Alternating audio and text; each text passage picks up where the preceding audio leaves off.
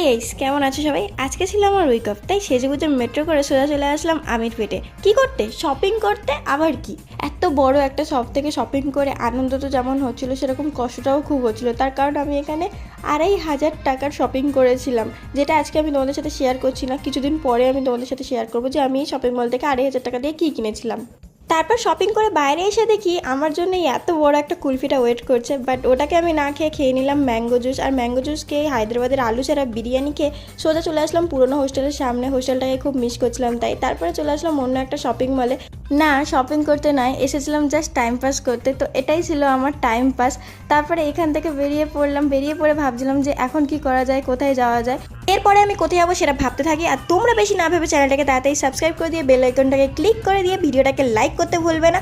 তো দেখা হচ্ছে নেক্সট মিনি ব্লগে, ততক্ষণের জন্য সবাইকে বাই বাই।